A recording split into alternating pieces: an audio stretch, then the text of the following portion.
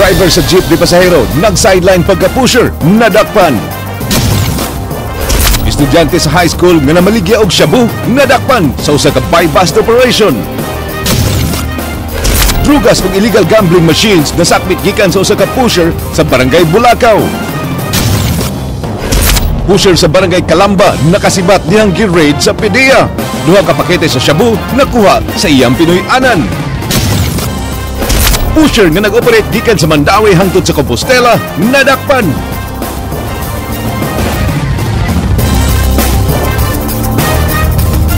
Maayong hapon Sugbo, Kabisayan, aniya na mabalita uban ang kinatibuk ang puwersa sa News 5 Cebu karong adlang Miyerkules petsa 24 sa buwan sa Setyembre tuig 2014. Ako si Glenn Soco. Inyo sa ming madungog simulcast sa Radyo 5 101.9 News FM alang sa mas komprehensibong impormasyon. Ako si Georgia Herrera. Georgia, mga kapatid, nunot sa nahitabong pagpanuli sa dakong robbery group nga taga Mindanao, nakig-alayo na sab uban sa ubang regional directors ang director sa PRO7. Na Siren Glenn nga hugot ang gimong monitoring karon sa kapulisan sa Rehiyon 7 ug sa Sugbo sa posibleng pagsud sa mong grupo dinhi sa tunga-tungang Kabisayan. Andrea Patenya, Sugin Limi.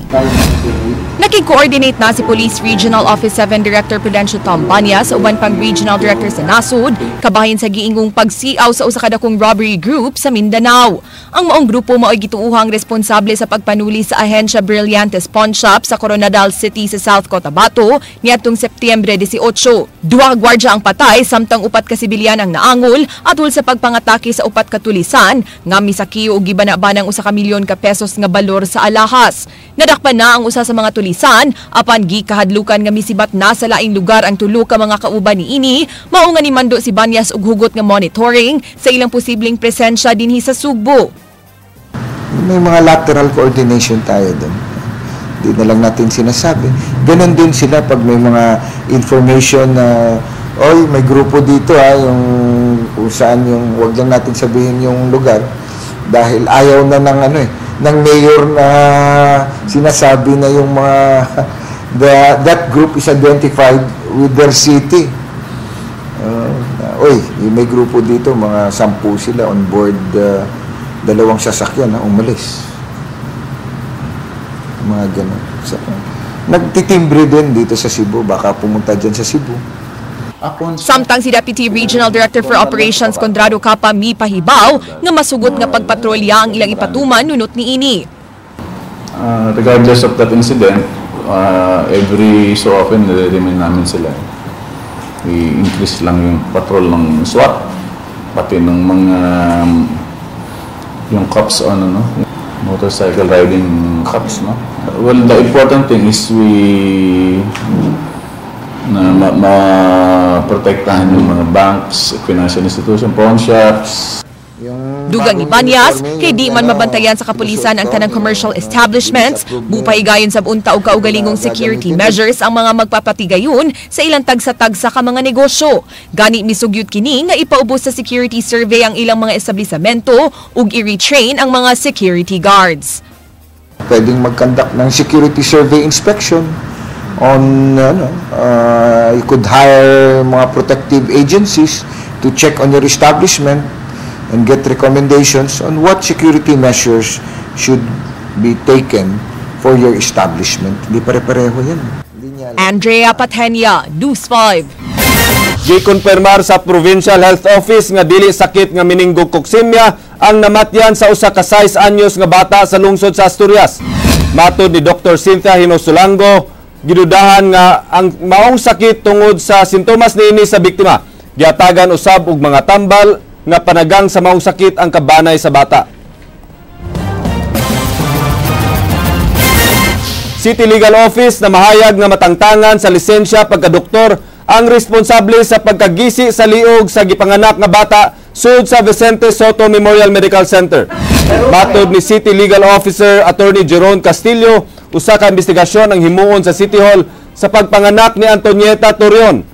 Ang managtiayon nga Torion midangop kang Mayor Michael Rama, human masayod nga mipasalig ang City Hall pagtabang kanila. Si Antonieta ug ang iyang bana gipahibalo nga namatay ang ilang bag-ong natawo nga anak 12 oras human kini gihimugso. Diha pa nila nakita nga nagisi ang liog sa ilang anak nga maoy ilang gituuan nga hinungdan sa kamatayon. Ang malpractice, if you are found guilty for malpractice, pwede ba ka makuhaan o lisensya as a practicing doctor. Tanaw na to from the kuan lang statements without necessarily looking at the results. It would appear there is a kanang kuan fault of the doctor, no fault of the doctor or a malpractice, no. Kapulisan sa rehiyon nangandam sa pagbalin sa APEC Senior Officials Meeting dinhi sa Sugbo karong Disyembre. Andrea Patenya, Suginlimi. Tungod sa volcanic activity sa Mayon Volcano nga gikahadlukang mubuto, dunay posibilidad nga ibalhin ang venue sa mga kalihukan sa Asia-Pacific Economic Cooperation Summit gikan sa Legazpi City nga nina sa Sugbo. Karong Disyembre 8 hangtod 9 gikatakda ang informal senior officials meeting sa Legazpi. Gibanabanang adunay 400 ka mga delegates alang sa maong meeting. Niadtong Biyernes, gipahigayon ang usa ka coordinating conference dinhi sa Sugbo uban sa mga miyembro sa APEC 2015 National Organizing Council. Si Ambassador Marciano Painor Jr. nakigtagbo sa SciTask Group sa APEC nga gipanguluhan ni PNP Director for Operations Ricardo Marquez. Gihimo ang site inspection sa tulo ka proposed venues ng mga dagkong hotel sa dakbayan sa Sugbo ug sa Lapu-Lapu. Matud sa pangulo sa PRO7, mo deklarar siya og full alert status ug magkuha og dugang puwersa gikan sa Regional Public Safety Battalion kun anhi ipahigayon ang APEC meeting karong Disyembre. As far as the venue is concerned, wala namang problema, wala naman silang feedback na sinasabi, but they have to submit their recommendations, and then yung sa atin na naman i-ano na lang natin, i-upgrade na lang yung security measures natin for the delegates. Gawa sa mga venue sa meeting, pabantayan usab ang mga vital installations sama sa Mactan Cebu International Airport. Sa August ug September sunod tuig, gikatakda ang mga APEC activities nga i-host sa Sugbo nga tambungan sa kapin 3,000 ka mga delegates. Matud ni Banyas, posibleng magpatabang siya sa mga pulis gikan sa laing rehiyon ug sa mga sakop sa armed forces sa nasod alang sa security sa kalihukan. We will see how we will adjust on the security preparations. We can tap the armed forces of the Philippines. Andrea Patenya, News 5. Kapitolyo maghuwat lang usa sa resulta sa reklamo batok sa usa ka Briton nga mikural sa Santa Fe airstrip. Muliyok lang sila kundi mulampos ang kaso batok sa British National. King Perez, Suginlimi. Nakigtagbo ang Governor Junjun Davide ang legal counsel sa British National nga mikural sa usa ka luna sa airstrip sa Santa Fe. Matud ni Attorney Orvie Ortega nga gipakita sa legal counsel ngadto sa gobernador ang lease contract ni Christopher Paul Alexander sa yuta nga iyang gikural. Si Alexander gidakop sa kapulisan tungod sa usurpation of real property, direct assault in person of authority ug malicious mischief. No foreigner or alien actually can acquire, can own a real property. Ang Kapitolyo maong tag-iya sa airstrip sa Bantayan, sukad sa pamunuan ni kanhi Gobernador Lito Osmeña. It is actually owned by the province of Cebu. Precisely, there was initial activity by the province because there was during pamani sa panahon ganin ni Governor Lito Osmeña, I believe, ang kaning pag-acquire sa property dito. Apan dili usa moapil ang Kapitolyo sa mga reklamong gisangat ni Santa Fe Mayor Jose Escana batok sa British National. Gitunan pa sa Provincial Legal Office ang ilang buhaton kung dili mo lampo sa mga reklamo batok ang Alexander. Yeah, we will just wait. We'll just wait lang. King Perez, News 5.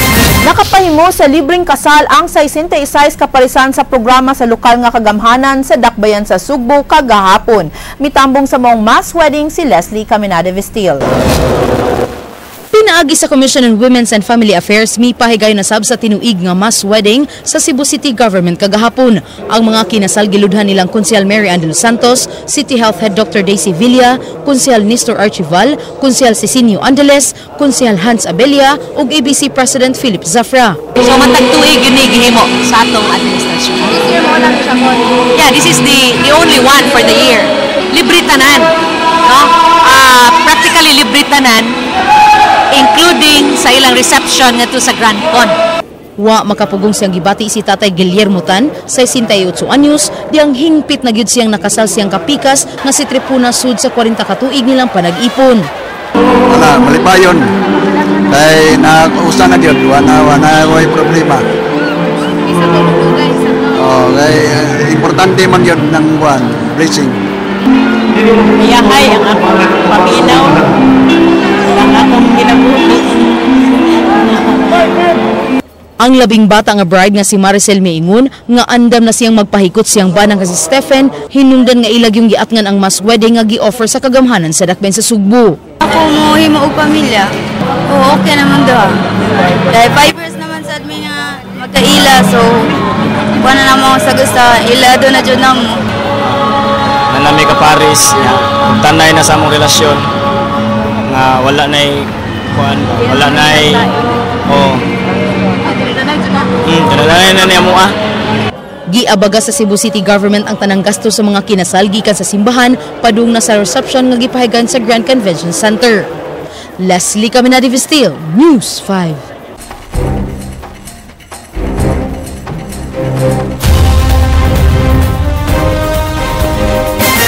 Gipukaw sa kapulisan sa Pardo Police Station ang pamilya sa subject sa search warrant kay nalambigit kini sa illegal nga drugas.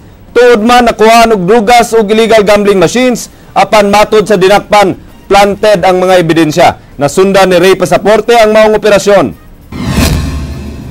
Sayong milusad og operasyon ang Pardo Police diin ilang punteriya ang sitio Kabangkalan 1 sa Barangay Bulacau, Dakbayan sa Sugbo. Pag-abot sa lugar, daling nanganaog og nagdinaganay ang mga pulis paingon sa balay sa subject sa search warrant.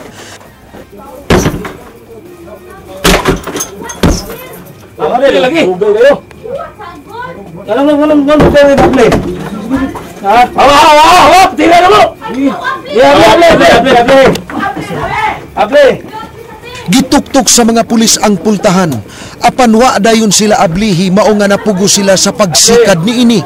Misugat sa mga pulis kining lalaki nga naghukas nga nailhang si Moises Tagakanaw. Ang subject sa search warrant, nigawas ang asawa ni ini nga si Jessica. Apan pagkataod-taod, kalit lang niligid og nikisi-kisi sa siminto si Nanay Dulce. Ang ugangan sa subject, hinungdan nga giam-aman siya sa mga pulis. Nasayran nga nabalaka ang ugangan sa subject ug asawa ni ini. Nga basin og mawaon niya ang kwarta human sila gipagawas sa kapulisan.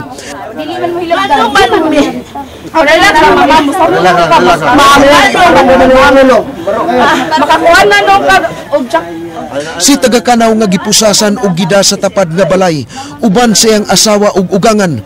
Gibasahan sa search warrant gikan kang Judge Gilbert Moises. Illegal nga drugas, violation of Section 11 Article 2 of Republic Act 9165, ha?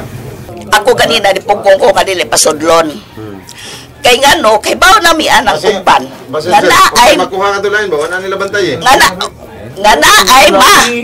Plantiran yung dinana. Nga kami partiyan ng mga butanga, kami wala may magbaligya. Ang amo di kabayo ra nang amo. Maora. Sa pagsiksik sa kapulisan sa balay ni Tagakanaw, nakit-an kining duha ka bultong shabu ug drug paraphernalia. Ingon man duha ka video karira machine. Pasangil ni Tagakanaw nga gitamnan sila og ebidensya sa kapulisan. Usaw man lang dito ko pero kung usaw magnaniunam do surong pulis diri siram lag usawa nako. Pagtala ako diri lagi butang bro dito ko ano wagi uptaka diri tas motor. Nya pagsud sa mga pulis, gipagawas dayon mo or Oo, gipagawas din mo. Sige una. Ako gialihan ang katong naka-blazer bro. So bisa diri mo to giadto mi dito gisilbi na gipagawas mo. What mahimo diri ko wala. Si Moises consider nato ni siya nga level 3 pusher. He can dispose more or less 25 grams a week. Hagbay na nato ni siya nana sa atong target list. Barangays natin affected sa problema ng illegal drugs. Kaya itong mga operation natin tuloy-tuloy talaga ito. Si Tagakanaw gibasahan sa iyang katungod samtang ang iyang mga silingan sama og naghuwat og kalingawan. Gani mihimo gyud og eksena ang ugangan og asawa ni Tagakanaw. Huban na masangil nga wa nila makiti ang ilang kwarta sud sa ilang balay. Hinungdan nga gipalinya una ang mga pulis og girikisa aron pagwagtang sa pagduda nga gikuha ang kwarta. 235. Ang kwarta sud atong bag. Tinigom taon doon ako pila ka buwan. Nimiman nawa lang. Hasta ang duha ka cellphone. Baratuhon ra no nga cellphone. Kursa gisudlan. Kanang bag nga kanang pinesling ba nga gamay. Isaw sa nang ukay mo wala gyud ngadto. Ray Pasaporte, News 5. Pamimay sa usa ka notadong drug pusher sa Barangay Calamba, Dakbayan sa Sugbo, gisong sa mga sakop sa Philippine Drug Enforcement Agency Region 7. Sugin Limi, Ryan Sorote. People of the Philippines, Plaintiff versus Vivencio, Junjun Baldesamo, Alope Street, Calamba, Cebu City. Gipasahan sa search warrant ang igsuon sa giingong notadong drug pusher nga si Vivencio Junjun Baldesamo sa Barangay Calamba, Dakbayan sa Sugbo pasado alas 7 kaganihang buntag. Igo na lang sa pagdawat sa warrant si Juve nga giluwatan ni Regional Executive Judge Solibel Peras kalabot sa drogas. Wa na maabti sa mga ahente sa Philippine Drug Enforcement Agency si Baldesamo human gingong misibat gabii. Lakaw lagi, wala mong karbaw. Di man ko manutanan nyo kasi kaya naraman ko dira sa mua. Ako na he's also distributing to mga middlemen and mga street level pushers. Pipila na kabuan nga gibantayan sa BDEA ang kalihukan sa subject human kini nalakip sa ilang listahan sa mga drug operator sa lugar. Giingong dinagkuay ang pagpamaligya og drogas ni ini kay makadispose kinig di mo minus 15 gramos matag semana. Gani, dunay mga gituho ang shabu ang na-recover sa iyang balay sa maining medium pack na nakit-an sa babaw sa refrigerator nga gisud og kaha sa sigarilyo. Laing medium pack ang nakuha sa aparador sa second floor sa iyang pinayanan nga gitaguan sa mga pinilo. Doon na sa mga listahan sa giingong mga nakautang o drogas ang nakitaan. Kining cabinet nga gikandaduhan ang gibolt cutter aron maablihan. Binusin nga mga pitaka, mga tablets o mga IDs ang nakitaan sa sud nga gituho ang mga kinawat o giprenda ni Baldesamo. Pag-search sa katong kuan bagi ilam sa malong. Gamay. Katong magsudog plus tunga ba tunga. Pero buto na ta nang ligig sa tuig mong. Ha? Saman. Yes, probably it could came from it could come from drug money. Kining balay. Yes. Nasay naatlan nga mga lalaking nagduwa og video karera.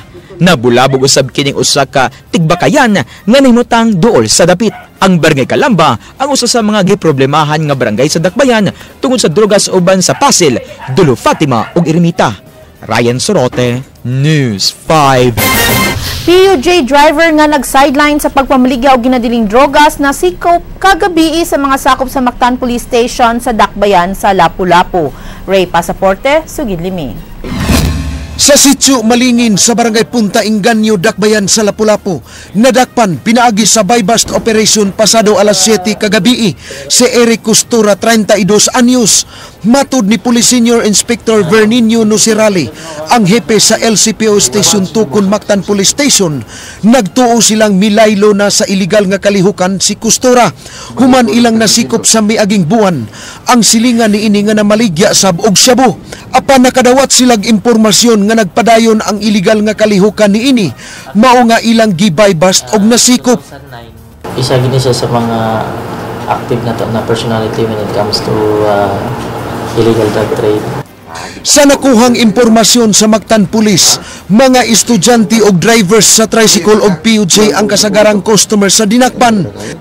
And then kani si Eric, he is under po sa watch list na to. As I review the watch list katong ni assume ko diri as officer charged last July 15, usagin na sa nakita. Duha ka simanang gipanid-an sa kapulisan si Costura kay mag-usab-usab ang oras niya sa pagpamaligya og shabu. Nagresulta sa ilang illegal activity is the fear to be caught. They know na nga illegal ilang nabuhay. Miangkon ang dinakpan sa iyang pagpamaligya og shabu. Kawadon ang iyang pasangil kun nganong misud sa maong negosyo. Gingong mga nakay ang iyang kapuyo ug naimbargo sab ang iyang driver's license. Gawas sa nabawi nga mark money ug 20 kagagmayng pakete. Nakuhaan sab ang dinakpan og snub-nose 38 revolver nga dunay balaingon man paraphernalia.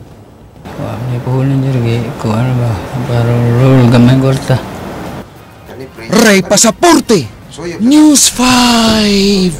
Second-year high school student gisikop sa kapulisan sa Police Station 5 sa Mandaue City Police Office kay na maligya og shabu. Kinina ang ikadong higayon nga nadakpan ang suspect. Andrea Patenya, Suginlimin. Ang pang-inadlaw-adlaw nga baon sa tunghaan maoy giingong rason ni ining second-year high school student katinunan sa usa ka dakong universidad nga namaligya og shabu. Matud sa dinakpan, way taro nga panginabuhian ang iyang mga ginikanan, mao nga napugos na lang siya sa pagsud sa illegal nga binuhatan samtang nagskwela. Tungod sa kalisod pod, pararapod sa kong pamilya, ma'am. Ha? Pararapod sa kong pamilya. Kung sa dim gamiton pang baon? Oo. So, abang project, ana? Ana. Gihulagway nga usa ka level 3 drug pusher si Mardonio Soco alias Ting, 19 anyos, kinsa nadakpan sa buy-bust operation sa Mandaue City Police Station 5, pasado alas 5 sa hapon kagahapon sa Catalino Street sa Barangay Look sa Mandaue. Kani si Juan Mardonio alias Ting, nani sa among target list kay nag-involve din siya sa illegal drug trade sa Barangay Look sa among sakop sa Section 5. Nakuhaan og 21 kagagmayng pakete sa shabu si Mardonio, drug paraphernalia ug usa ka 9mm pistol nga dunay 6 ka bala. Nagdan may magdumod na to. Wa ka anang tulis-tulis. Wa ko anang Sam din ang gamit sa armas ay. para na sa self-defense na ko, ma'am ba. Nasayran nga nadakpan na ni atong Hunyo si Mardonio, human nakuhaan og drogas ug nagatubang na kinidaan og kasong possession of illegal drugs. Gawas ni Mardonio, nadakpan sab sila si Maria Victoria Lingal alias Lara ug Darwin Taruna alias Awing sa panimay ni Mardonio human makuhai og usa ka gamayng pakete sa shabu matag usa kanila atul sa pagpangronda. Hugot nilang gihimakak nga ila ang shabu nga nakumpiska. Itong nakuha sa imuha bad, itong 1 pack planted to siya. Dili. O imuha gito. Dilisan. Usam dito? Na pagkagubot ba, na-apil na lang ito dito sa akong gamit. Pero hindi rito planted. Nagayong ko sa portahan niya mo. Panday ko portahan niya mo. Huwaan mo kag usa kang pakete. Waloy, ang kulang pa naman. Nagpanday na ko. Gamit ang dahil ka nito. Pero pag ato ni mo? Wala pa. Wala pa. Padong pa. Andrea Patenia, News 5. Laing drug pusher sa dakbayan sa Mandaue nadakpan sa usa ka buy-bust operation. Ang nadakpan gila sa kapulisan nga maabot og pamaligya og shabu sa Liloan, Consolacion ug Compostela. Ryan Sorote, Suginlimin. Nadakpan sa buy-bust operation sa Mandaue City Police Station 1 ang giilang nga drug pusher nga si Lindsay Mendahaw, 35 anyos nga taga-Tayud, lungsod sa Liloan. Siya nadakpan sa gawas sa iyang gipuy-an nga balay pasado las 3 kaganyang kadlawon sa barangay Mantuyong, Mandaue City. Na-recover sa kapulisan ang 300 pesos nga mark money. Nakuagikan kang Lansay ang unom kagagmayng pakete ug 3 ka medium nga pakete sa shabu gikan sa iya mga bulsa ug usa ka kalibre 45 nga pistola ug mga bala.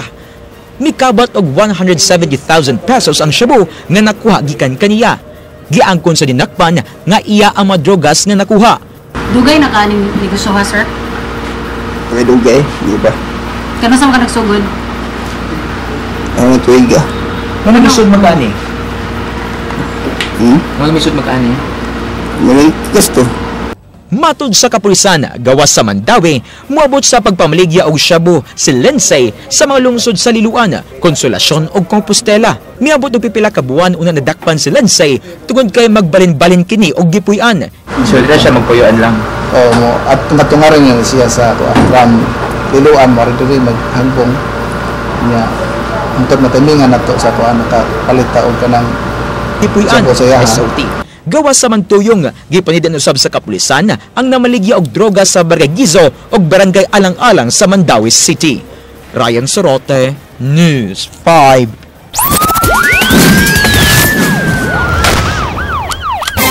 Kapulisan nangampanya karon batok sa pagpangwarta sa ilang mga kauban nga pulis. Usa ka text hotline number ilang gipahibaw sa publiko alang sa mga reklamo. Andrea Patenia, Suginlimi. Makita na po, for your complaints, queries, and suggestions, just call yours truly, Police Superintendent Renato Dugan, the officer in charge of RPH Radio Division 7.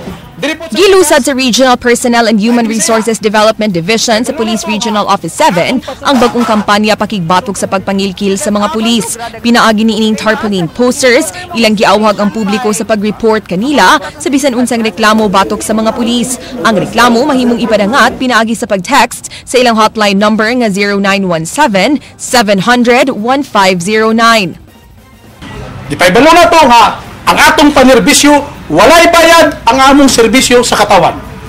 Kung naay musulay o pagpangayo o pagpangilkil kaninyo, palihog tawag lang ni. Para ug-usa man gani ang naay mga dili mao nga mga binuhatan. Kung naaman sa atong opisina, ato dahil makurian, ato dahil mahatagan og mga disciplinary actions kung kinahanglan. Nakalatid ning maong tarpaulin poster nga bag-uhay lang nga gibuntar sa Regional Personnel and Human Resources Development Division nga pasaligan nila confidentiality ang tanang mga reklamante nga mo-text sa ilang hotline number. Busa di sila angay mahadlok nga musumbong in kasog mabiktima sa pagpangilkil o pagpangabuso sa ilang mga sakop. Pinumduman nga usa ka sakop sa ilang buhatan ang nag-atubang og investigasyon human gireklamong nangayo og 5,000 pesos gikan sa usa ka pulis aron aprubahan ang iyang hangyo nga i-reassign sa Bohol.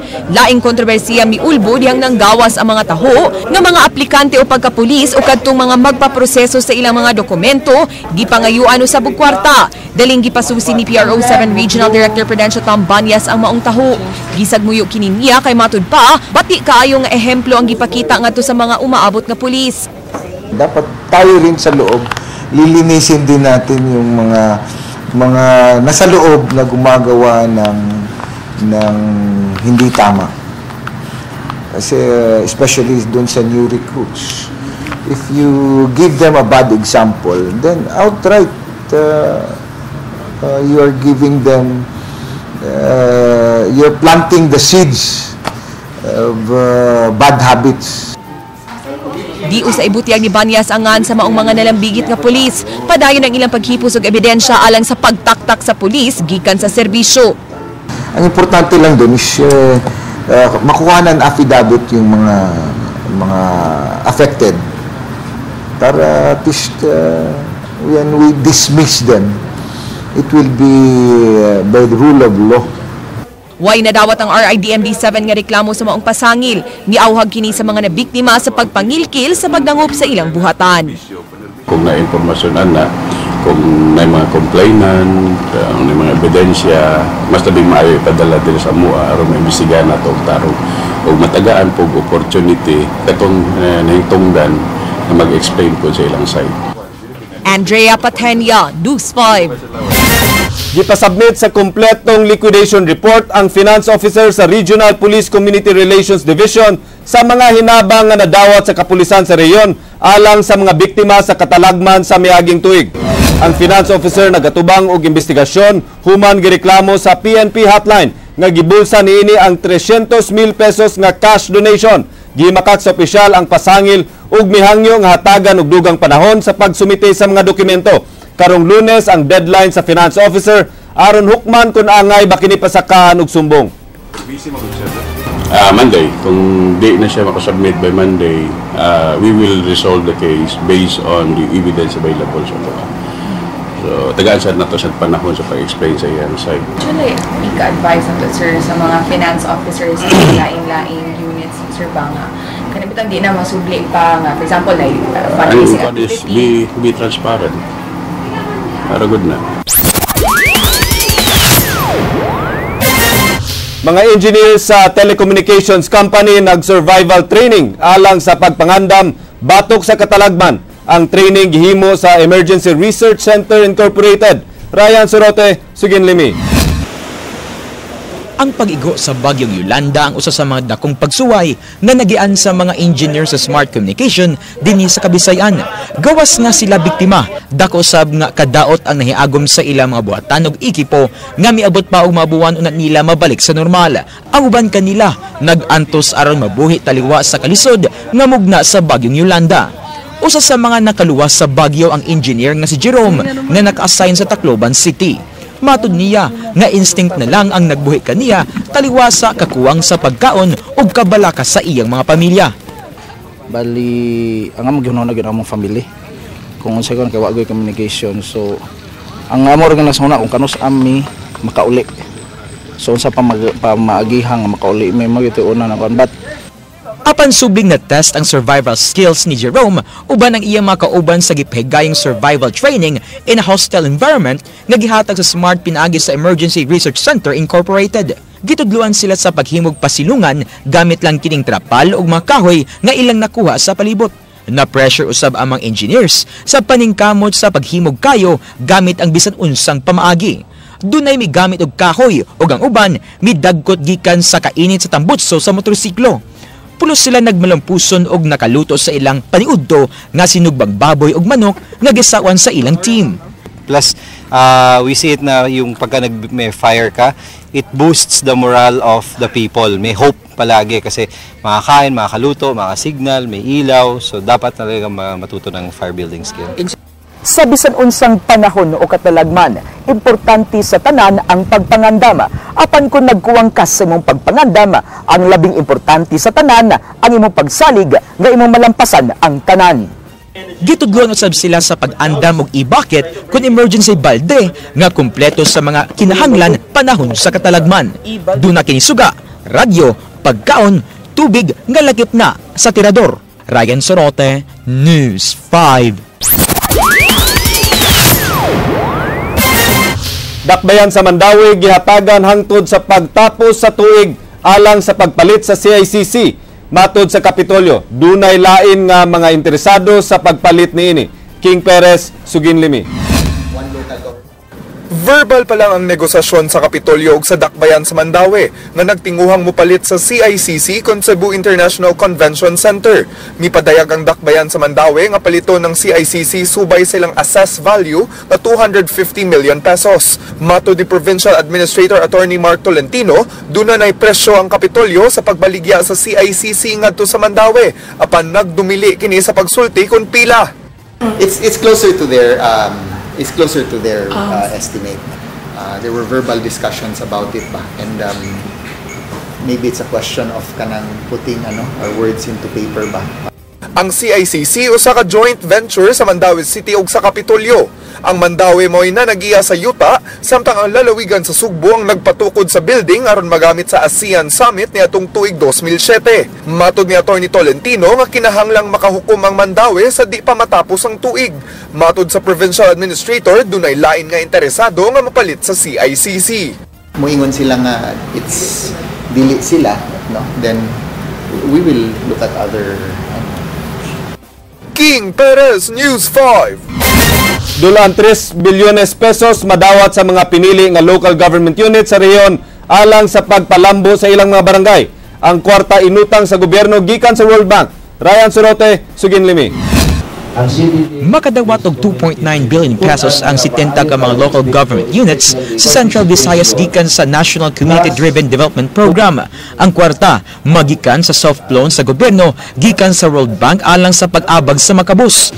Ang Department of Social Welfare and Development uban ang laing 11 ka mga ahensya sa gobyerno ang mupatuman sa pag-apod-apod niini. Bayaw dili ni siya dili ni siya DSWD lang. Lead lang ang DSWD pero kuan siya Convergence National Government. Okay. Mga 12 ni siya. 12 ka national government agencies. I think more than 12. Okay, thank you. Sawa pa miigo ang bagyong Yolanda, 900 ka mga LGUs ang na-identify nga beneficiaries sa mga programa. Apan, gihagpatan kini hangtod nga 600 na lang ka mga LGUs. Dinhi sa tungatungang Kabisayan, dulan sa 3 bilyones pesos ang bahinon sa 4 ka mga probinsya. Mas dako ang gahin alang sa Sugbo nga 1.2 billion pesos, nga gisundan sa Bohol nga 1.1 billion pesos, Negros nga 600 million og 32 million alang sa Siquijor. Ang kwarta gibahin pinaagi sa poverty rate ug ang epekto sa Bagyong Yolanda sa mga lalawigan. Ini sa rehiyon, ang probensya sa Negros ang dunay labing taas og poverty rate nga gisundan sa Bohol, Siquijor ug Cebu. Karong buwan gisugdan ang programa ug mahuman sa di pa matapos ang tuig. Ubos sa programa, ang mga barangay mo'y miilas sa panginahanglan sa ilang dapit. Comes from predetermined na gikan ni siya sa data sa national kani sa disaster National Risk Reduction and Management Council, unya naapoy NAPSI, no? Ang NAPSI o ang kanang HDPRC katong Human Development and Poverty Reduction Cabinet Cluster under ni Ryan Sorote, News 5. Laing listahan sa mga establishmento padalhan og notisya sa City Legal Office tungod sa paglapas sa 3-meter easement zone sa mga agianan sa tubig ug sapa. Matud ni City Legal Office Attorney Jerome Castillo, nagpaabot pa siya sa final recommendation gikan sa inspection team. Nagpadayon ra usab ang negosasyon sa City Hall sa unang napo ka mga establishmentong nakalapas sa 3-meter easement zone. Matud ni Attorney Castillo, gawas sa tulo ka establishmentong mipasalig sa pagguba sa nasulod sa 3-meter easement zone, aduna pay laing mga establishmentong mipadayag sa ilang tinguha nga sila nalay mulihok sa pagguba sa ilang tagsa-tagsa ka mga establishments. To this private sector to really help out. No? The flooding is a problem that we cannot delay any further. The solution of which must be done now. Managingon nga, we must satisfy lagi ko no the needs not only of the passing hour but the exacting demands of the future. So muna na itong bahatan, we resolve this because we will consider the effects on the sa future. Cebu Provincial Hospital sa Danau City mao pa lang ang gipadayag sa gobernador nga ipa-rebid aron mahuman ang pagtukod niini. Sumala sa provincial administrator, wala pay mando ang gobernador alang sa rebidding sa unang proyekto sa Kapitolyo nga naundang. King Perez, Suginlimin. Kagahapon gibutyag ni Governor Junjun Davide nga himuon na ang rebidding sa Cebu Provincial Hospital Danau City alang sa pagtiwas sa construction niini. Pagkakaroon 25 lang ang ma-accommodate sa 100-bed capacity nga hospital. Matud ni Provincial Administrator Attorney Mark Tolentino, wa pay mando gikan sa gobernador alang sa rebidding. Danau Provincial Hospital, let's see, we had mga rebiddings, wala pa. Because there are contracts, diba, that were unauthorized. So, we cannot honor them. Giundang sa kontraktor ang pagtrabaho sa ospital, human nagdumili pagbayad si Governor Junjun Davide sa proyekto sa mayaging administrasyon. Ang ospital lakip sa mga proyekto ni Governor Gwen Garcia, kan sa mga kontrata wa moagi og approval sa provincial board. Hangtod karon way rebidding bisan usa sa mga naundang nga proyekto. Rebid nga contract. Not that I'm aware of, yeah, because we haven't discussed na that is what we will do about these things. Alang kang Attorney Tolentino, mahimong moapil sa rebidding ang mga contractor sa mga proyekto nga wa mabayri. Kay rebid man, unless gi-blacklist sila, I don't know manggod o gi-blacklist sila. So, mipasalig sa pangusab bids and awards committee nga mosunod na ang komitiba sa insaktong pamaagi aron dili mabalda ang pagpatuman sa mga proyekto. I don't think we will make the same mistake twice. Okay. King Perez, News 5. Dulaan 30 ka panimay ang gikatakdang gubon sa may Dan B. Rodriguez Extension. Ingon man sa may Mahiga River, human milapas na ang lugway nga gihatag kanila gikan sa Cebu City Government. Leslie Caminade Vistil, Suginlimi. Napupus na og gani milapas na ang lugway nga gihatag sa Cebu City Hall sa mga namuyo sa dulan 20 ka mga panimay sa ubos nga bahin sa B. Rodriguez Bridge ang planong gubon sa mga sakop sa probe team. Matud sa labaw sa probe nga si Raquel Arce nga nagpaabot pa sila sa rekomendasyon sa buhatan ni Mayor Michael Rama kung ila na bang lihokon ang pagdemolish sa dapit, kini human usab mihangyo ang grupo sa mga residente nga mangayo sila relocation site. Gi-course lang sa ni Mayor nako to handle kay napadalhan naman nato sila og 72-hour notice. Nilapse na. We have to execute it this week.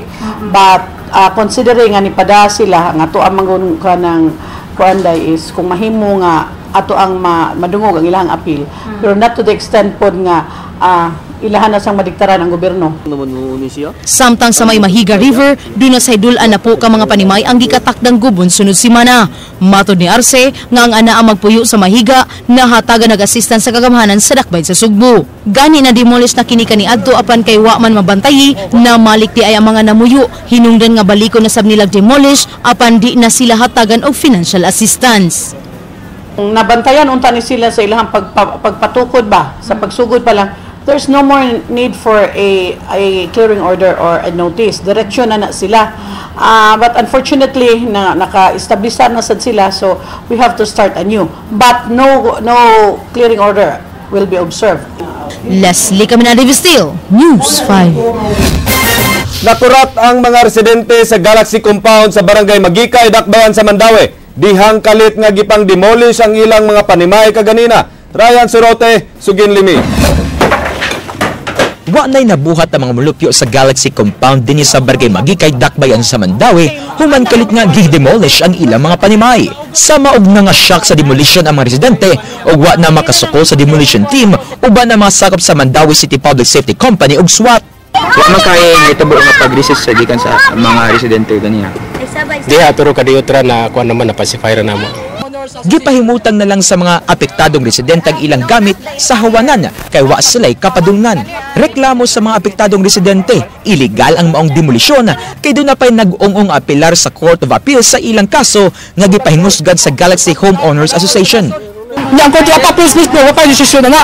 Ni asa man ang due process ana. Magiskot ang due process, asa man due process ana. Magiskot ang due process kinahanglan na pa hearing, na pa trial, una desisyonan. Gipanag-iyan nilang Natividad Sinoria o Gregoria Tabayag ang luna sud sa maong compound apan giingong gibaligya kini sa ilang mga apo sa kasigbit nga Pro Foods Incorporated. Suway nga gibabagan sa mga residente sa korte ang demolisyon apan napildi sila mo nga miluwat og court order sa Regional Trial Court Branch 28 Judge Mercedita Ignacio. Bit-bit usab sa demolition team ang writ of execution nga pirbado ni Clerk of Court Attorney Irene Ferrer kay wa may giluwatang temporary restraining order ang Court of Appeals. Sakit sa mong kabubuton sa inanong ginani nimi. Kung ang uban mga tawa lang para namo sakit kay akaning baya amo ning giaguan gisingutan gagmay pamisim dili lalim. Gipasabot na sila nas Commission on Human Rights nga bisan og naa sila gipile nga kaso sa CA. Pwede gyapon mo demolish ang RTC. Kung wala TRO may issue. So mo ni tabo. Mo ni tabo. Kutubra alas 3 sa hapon ang demolition og ila kining ipadayon ugma aron mahawa ng 11,000 square meters nga luna. Ang nahibiling 22 ka mga panimay mao na lang ang nahibilin sa 200 ka orihinal nga mga balay nga nagbarog sa luna. Gitagaan sila relocation sa mipalit sa luna dito sa Barangay Danag sa lungsod sa Konsolasyon. Ryan Sorote, News 5. Gawa sa LBC, laing mga business establishments ang padalhan og notice sa City Hall human makita nga nagkuwang kini sa security sa ilang mga buhatan. Ang dili mo comply pasiradaan sa City Hall. Leslie Caminada Vistil, Sugin Limi.